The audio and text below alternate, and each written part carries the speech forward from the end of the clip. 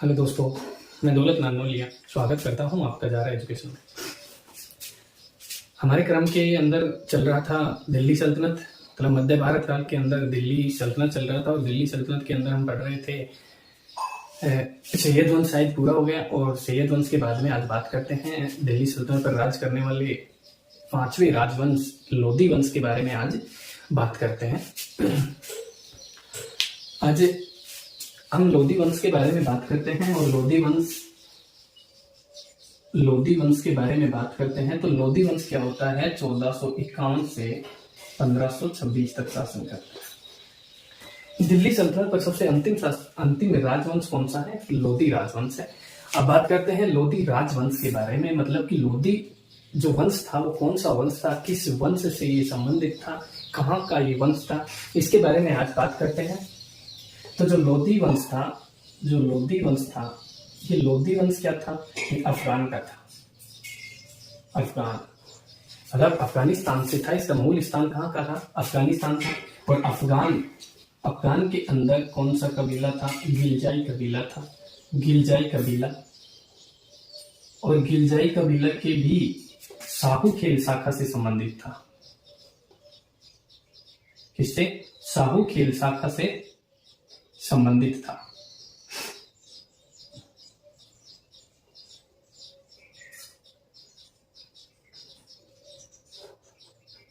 साहू खेल शाखा से संबंधित था। अब बात करते हैं कि लोधी वंश 1451 के अंदर जब राज करने आता है, जब हमने इसे पिछली क्लास में बताया था, ये पढ़ा था हमने कि जो सैयद वंश का अंतिम शासक था अलाउद्दीन आलम शाह, और जब अलाउद्दीन आलम शाह 1451 से पहले ही कहाँ चला जाता है? बदायूं चला जाता है। और बदायूं के अंदर मतलब जिंदगी भर वो बदायूं ही रहता है। मतलब क्या होता है कि बदायूं के अंदर उसको बदायूं इतनी पसंद आती है कि वो 1476 के अंदर उसकी डेथ होती है। यह अंतिम सांस भी कहाँ लेता है? बदायूं के अंदर लेता है। जब बदायूं के अंदर वो चला जाता है तो दिल्ली सल्तनत या राजधानी के अंदर क्या होता है? आपसी संघर्ष होता है, जनता के मध्य आपसी संघर्ष होता है। और आपसी संघर्ष के साथ साथ अमीरों ने किसको आमंत्रित कर दिया? लोधी वंश को। किसको कर दिया? लोधी वंश को। या लोधी वंश का संस्थापक बहलोल लोधी। और बहलोल लोधी दिल्ली की गद्दी पर या दिल्ली की सत्ता पर कब बैठता है? 1451 पर बैठता है। और एक दिल्ली सल्तनत की प्रथम बार अफगान वंश की नींव डाला। अफगान वंश की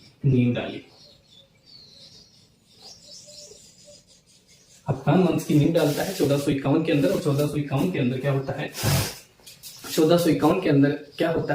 1451 में क्या करता है? जब अफगान वंश था वो दिल्ली सल्तनत के ऊपर क्या करता है? अपनी सत्ता हासिल करता है और अपनी अफगान वंश की या लोधी वंश की क्या करता है? नींव डालता है। किसकी? लोधी वंश। और लोधी वंश की नींव डालता है। इसके पिता का क्या नाम था? बहलोल लोधी की बात करते हैं तो बहलोल लोधी क्या करता है? यहां से हम बहलोल लोधी की बात करते हैं तो इसको मिटा देते हैं एक बार। अब बात करते हैं बहलोल लोधी।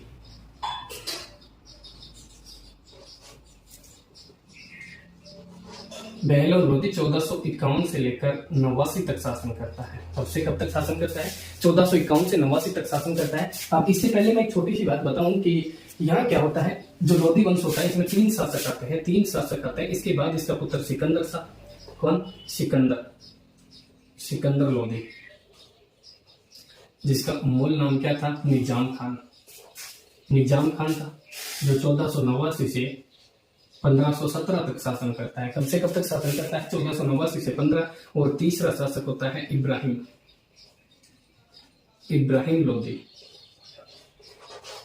लोधी शासन करता है। ये 1517 से लेकर 26 तक शासन करता है। 1517 से लेकर 26 साल शासन करता है। 9 साल शासन करता है। 9 साल शासन करने के बाद में भारत पर आक्रमण होता है मुगल वंश का या बाबर का आक्रमण होता है। बाबर के साथ क्या होता है? इसी वंश का क्या होता है? अंत हो जाता है। अब बात करते हैं आज प्रथम वंश बहलोल लोधी के बारे में। और बहलोल लोधी क्या होता है? बहलोल लोधी के बारे में बात करते हैं तो बहलोल लोधी की प्रथम बार उपाधि की बात करते हैं। तो उपाधि इन्होंने दिल्ली सल्तनत की गद्दी पर बैठते ही कौन सी उपाधि दान की? गाजी की उपाधि दान की। और इससे पहले भी हमने देखा था कि गाजी की उपाधि कौन दान करता है, आपको याद होगा। बात करते हैं दूसरी उपाधि की, तो दूसरी उपाधि है खान ए खाना। ये किसने दी थी? महमूद शाह ने। किसने दी थी? महमूद शाह, जो सैयद वंश का तीसरा शासक था। इसने कौन सी उपाधि दी थी? खाने खाना। अब बात करते हैं इसमें क्या होता है सर, यहाँ जो लोधी वंश का संस्थापक होता है, और ये क्या होता है, ये भी लिख लेना संस्थापक। ये क्या होता है? संस्थापक। संस्थापक होता है, संस्थापक होता है। ये इसका खुद का कथन था कि ये कभी भी है ना, मतलब क्या होता है, कभी भी अपने जब तक ये शासन करता है, जब तक अपने राज सिंहासन पर या सिंहासन पर नहीं बैठता, ये दरी पे बैठता था। दरी का मतलब चटाई के ऊपर बैठता था। और इसके बारे में कहा जाता है कि ये अपने राजत्व सिद्धांत के अंदर एक सम्मान, एक नीति, राजत्व सिद्धांत के अंदर सम्मान में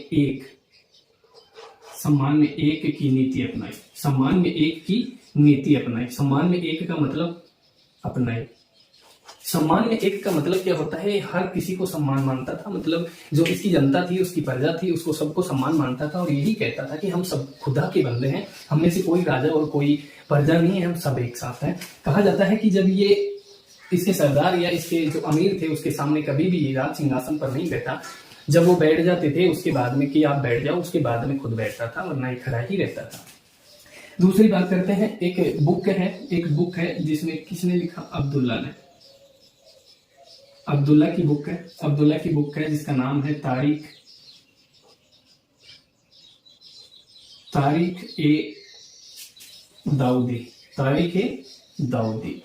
ये तारीख-ए-दाऊदी के अंदर क्या होता है? लोधी वंश का राजत्व सिद्धांत की जानकारी मिलती है। मतलब यहां से क्वेश्चन उठा सकता है कि लोधी वंश का या दिल्ली सल्तनत के अंतिम राजवंश की राजत्व सिद्धांत की जानकारी किस बुक से मिलती है? तारीख-ए-दाऊदी। या ऐसे भी पूछ सकता है कि तारीख-ए-दाऊदी किसकी रचना है? तो ये अब्दुल्ला की रचना है।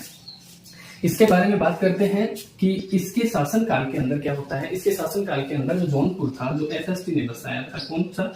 जौनपुर था। और जौनपुर के अंदर कौन था? सर्की शासक था, मतलब सर्की राजवंश था। कौन सा? सर्की राजवंश था। और उसका शासक था, कौन था? किसी को याद है? जौनपुर का सर्की शासक है। और जौनपुर का सर्की शासक कौन था? हुसैन शाह। कौन था? हुसैन शाह शासक था। कौन था? हुसैन शाह शासक था। अब हुसैन शाह क्या करता है? जौनपुर पर अधिकार होता है इसका। अब जब अधिकार होता है तो दिल्ली सल्तनत की जो सीमाएं थी, जो विस्तार था, वो बहुत कम था। जब लोधी वंश राजगद्दी पर बैठा या लोधी वंश दिल्ली सल्तनत की सत्ता पर बैठता है, तो तब क्या होता है? उसका जो राजवंश होता है, मतलब जो दिल्ली की विस्तार सीमा है, वो बहुत कम थी। मतलब एक सीमित रूप में दिल्ली की सीमाएं रह गई थी। जब सीमित रूप के अंदर दिल्ली की सीमा रह गई थी, तो जौनपुर पर किसका अधिकार था? हुसैन शाह का। जब हुसैन शाह का अधिकार था, तो ये क्या करता है? ये प्रथम बार 1484 के अंदर क्या करता है? जौनपुर पर अधिकार करता है। और इस हुसैन शाह को पराजित करके यहाँ का शासक नियुक्त करता है। किसको? अपने बड़े पुत्र बारबक शाह को। किसको? बारबक शाह को नियुक्त करता है। अब ये बारबक शाह क्या होता है? एक विलासी प्रवृत्ति का इंसान होता है। मतलब इसको किसी सत्ता से, किसी चीज से लेना देना नहीं है, किस राजत्व सिद्धांत से मुझे शासन करना है, किस तरीके से मुझे शासन करना है, इस चीज को बिल्कुल नेग्लेक्ट था। मतलब इस चीज को कोई मतलब नहीं था। अब इसके बाद में क्या होता है? चलो इसके बाद की बात है कि बारबक शाह को कौन हराता है, कौन दिल्ली सल्तनत की सीमा में मिलाता है, ये बात की बात है। अब बात करते हैं कि ये दिल्ली सल्तनत पर क्या होता है। दिल्ली सल्तनत पर गाजी या खाना की उपाधि धारण करता है। इन्होंने क्या किया? संस्थापक होता है, खुद संस्थापक होता है। किसका? लोधी वंश का संस्थापक होता है। सम्मान में असम्मान की नीति अपनाई। मतलब यहां से देखो एक क्वेश्चन उठता है कि लोधी वंश था, या लोधी वंश ने छोड़ो, मतलब जो बहलोल लोधी था, वो उसके राजत्व सिद्धांत कौन सा था? तो सम्मान में एक की नीति अपनाई। और एक तारीख-ए-दाऊदी नाम की बुक है जो अब्दुल्ला ने लिखी थी, उसके अंदर इसके राजत्व सिद्धांत की जानकारी मिलती है। अब जौनपुर के ऊपर किसका अधिकार था? हुसैन शाह का, जो 1484 के अंदर क्या करता है? शासक होता है। और जौनपुर पर बहलोल लोधी एक अभियान करता है। उस अभियान के तहत हुसैन शाह को पराजित करके क्या करता है? हुसैन शाह को पराजित करके अपने पुत्र बारबक शाह को क्या करता है? गद्दी पर बैठाता है। कहाँ बैठाता है? गद्दी पर बैठ जाता है। और इसकी देखो यहाँ से क्या होती है? इसकी गलती होती है। गलती ये होती है कि ये दिल्ली सल्तनत के अंदर इसको शामिल नहीं किया या विलय नहीं किया। जब दिल्ली सल्तनत के अंदर इसको विलय नहीं किया तो क्या होता है? दिल्ली सल्तनत के अंदर विलय नहीं किया तो यहाँ का शासक कौन होता है? यहाँ का शासक होता है बारबक शाह। अब बात करते हैं 1487, 1486 और 87 की। 1486 और 87 के अंदर इन्होंने क्या किया, जो ग्वालियर था, ग्वालियर पर अभियान किया और ग्वालियर का जो शासक था वो था कीर्तिदेव। शासक कौन था? कीर्तिदेव।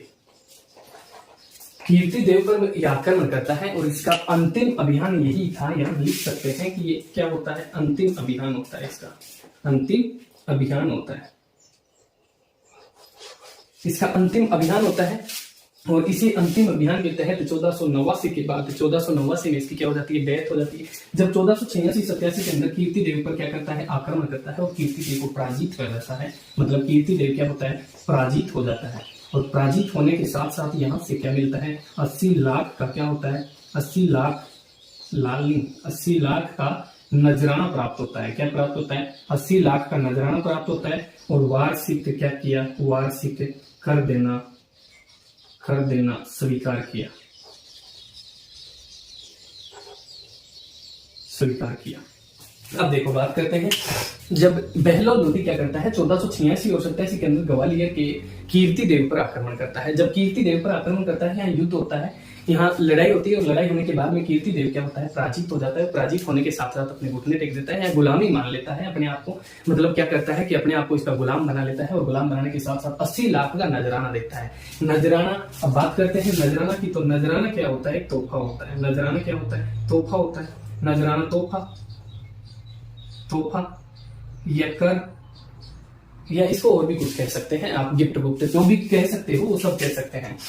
बात करते हैं तो इन्होंने 80 लाख का नजराने के साथ साथ क्या देना स्वीकार किया, 80 लाख का नजराना दिया। और नजराना देने के साथ इन्होंने वार्षिक कर देने की जो शर्त थी वो भी मंजूर कर ली। और इसके साथ साथ जब 1486-87 के अंदर ये वापस मतलब इसका अभियान करने के बाद में 1487 से 89 के बीच में जब दिल्ली पहुंच रहा था, तो 1489 के अंदर रास्ते में 1489 के अंदर वो रास्ते में क्या हो जाती है, इसकी डेथ हो जाती है। 1489 में ये बीमार पड़ने से क्या हो जाती है, इसकी डेथ हो जाती है।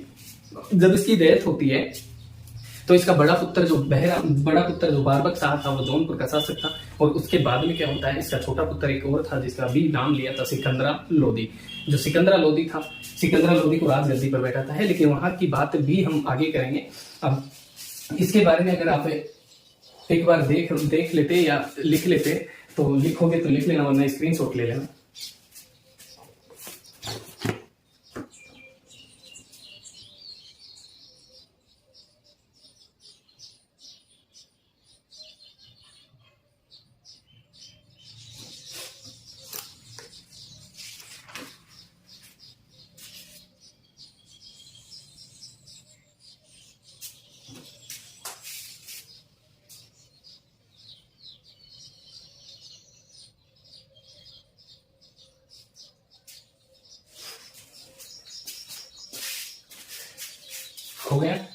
हो गया तो इसके बारे में हम और बात करते हैं। इसके साथ ये भी लिख लेना, चलो इसको भी मिटा देता हूँ। बहलोल लोधी क्या होता है, बहलोल लोधी के अंदर मतलब इसका प्रारंभिक नाम बल्लू था। बहलोल से बल्लू याद रह जाएगा, लिखने की कोई जरूरत नहीं है। अब बात करते हैं ये द्वितीय इतिहास का द्वितीय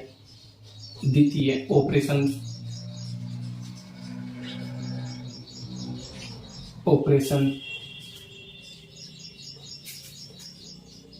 बेबी था। प्रथम ऑपरेशन बेबी कौन था, किसी को याद हो तो बताना, वरना मैं बताऊंगा। दिल्ली सल्तनत की गद्दी पर बहलोल लोधी बैठता है। तो इसका क्या होता है, देखो जरा सा हम पीछे जाते हैं। पीछे जाने के साथ साथ हम बात करते हैं कि बहलोल लोधी क्या होता है। बहलोल लोधी का बाप था मलिक काला खान। जब मलिक काला खान की डेथ हो जाती है, इसकी माँ क्या होती है, इसकी माँ भी मर जाती है। और इसकी माँ मरने के साथ साथ क्या होता है, जब ये गर्भ में होता है, अपनी माँ के गर्भ में होता है, तो इसकी माँ डेथ हो जाती है।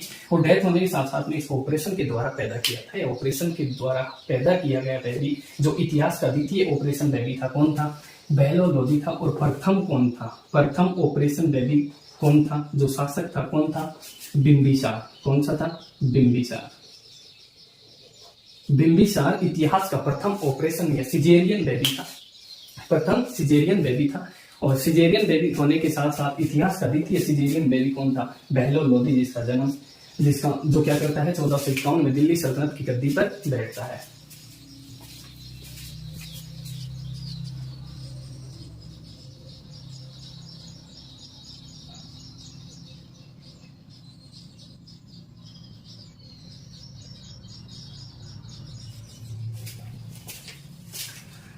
अब बात करते हैं सिकंदर लोदी की, और सिकंदर लोदी की बात करते हैं तो सिकंदर लोदी क्या करता है।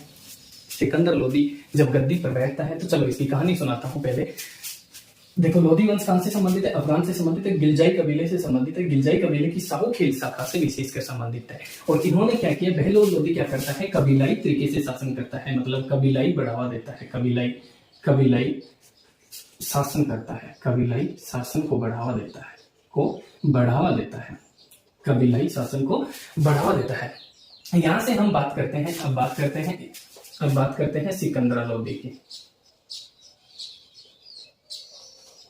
सिकंदर लोदी 1489 से 1517 तक शासन करता है।